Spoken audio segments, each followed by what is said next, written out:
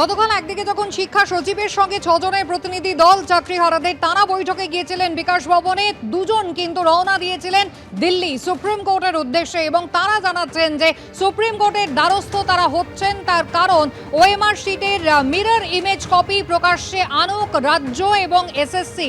তাদের কাছে ওএমআর শিটের মিরর ইমেজ কপি আছে, দুর্নীতি প্রকাশ্যে চলে আসবে, সেই কারণে রাজ্য এবং এসএসসি তা প্রকাশ্যে আনছে না, এমনটাই দাবি করছেন চাকরিহারা শিক্ষকরা।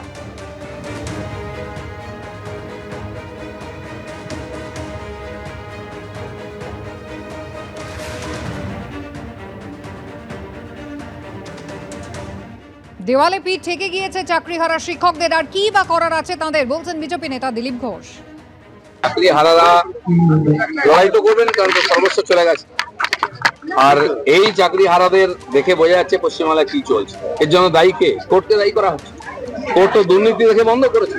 যারা দুর্নীতি করেছেন বা এই সরকার, তারা তথ্য দিয়ে এদের চাকরি ফেরত দিন, এটাই চাইছি।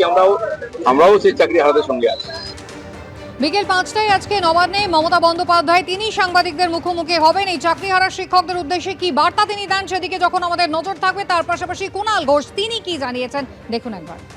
সুপ্রিম কোর্টের রায় যে চাকরি চলে যাওয়া, মাননীয় মুখ্যমন্ত্রীর নেতৃত্বে রাজ্য সরকার তার বিরুদ্ধে রিভিউ পিটিশন নিয়ে সুপ্রিম কোর্টে যাচ্ছে। ইন দ্য মিন টাইম ভেতরে যে অন্তর্বর্তীকালীন কিছু রিলিফ স্টেপ নেওয়া হয়েছে, লড়াইটা লিগাল সুপ্রিম কোর্টে। ফলে দয়া করে কারুর কোনো প্ররোচনা এমন কিছু করবেন না যাতে এই আইনি লড়াইয়ের জায়গাটা ডিস্টার্ব হয়।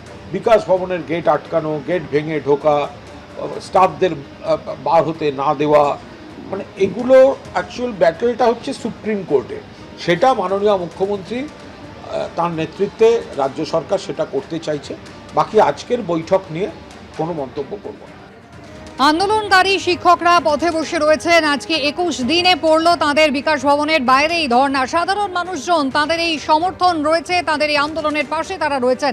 একজন সংবাদপত্র বিক্রেতা নিজের স্বল্প সামর্থ্য নিয়ে পাশে দাঁড়ালেন তিনিও। বিকাশ ভবনের বাইরে চাকরিহারা শিক্ষকদের আন্দোলন 21তম দিনে পড়েছে, আর তাদের পাশে দাঁড়াতেই বিভিন্ন জায়গা থেকে মানুষ আসছেন তাদের সাহায্য করতে। এই মুহূর্তে একজন এসেছেন যিনি পেশায় খবরের কাগজ বিক্রেতা, নিজের আয়ের সামান্য অংশ তুলে দিতে এসেছেন এই চাকরিহারা শিক্ষকদের পাশে দাঁড়িয়ে। কথা বলবো তার সঙ্গেই। আপনি কোথা থেকে এসেছেন? আমি শিয়ালদা কলেজ অঞ্চল থেকে। আজকে চাকরিহারা শিক্ষকদের পাশে দাঁড়িয়ে আপনার আয় তুলে দিচ্ছেন তাদের হাতে। যাদের আগামী দিনে আগামী প্রজন্মে যারা ছেলেমেয়েরা যদি অশিক্ষিত নয়, সমাজ বিরোধী তৈরি নয়, যোগ্য শিক্ষকদের হাতে পড়ে, সেই জন্য আমি এসেছি এনাদের সাহায্য করতে। প্রত্যেকটা মানুষ, পশ্চিমবঙ্গের প্রত্যেকটা জনগণকে বলবো যে আপনাদের ছেলেমেয়েদের জন্য যোগ্য শিক্ষকদের পাশে দাঁড়ান। আজকে যোগ্য শিক্ষক যদি না থাকে তাহলে ছেলেমেয়েরা মূর্খ হয়ে যাবে, পকেট মারা যাবে, সমাজ বিরোধী তৈরি হবে। দিন ধরে তাদের আন্দোলন চলছে, চাকরির দাবিতে তারা বসে রয়েছেন। চাকরির পরীক্ষা দিয়ে চাকরি পেয়েছিলেন, আবার একটা অনিশ্চয়তার সম্মুখীন, প্রাতিষ্ঠানিক দুর্নীতি হয়েছে।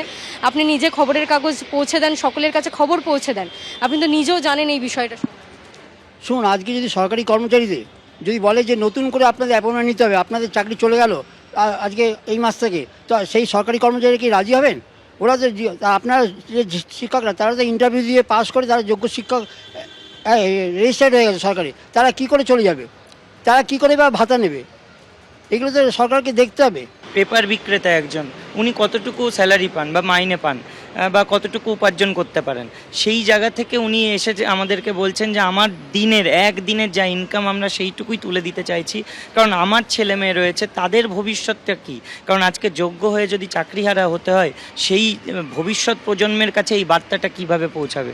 তো ওনার এই যে উদ্যোগ, এই যে ওনার চিন্তাভাবনা, এই চিন্তাভাবনাটা সমাজের মধ্যে ছড়িয়ে পড়ুক, সকল মানুষ বুঝুক যে তাদের ছেলে মেয়েদের ভবিষ্যৎ কিন্তু অন্ধকারের দিকে চলে যাচ্ছে।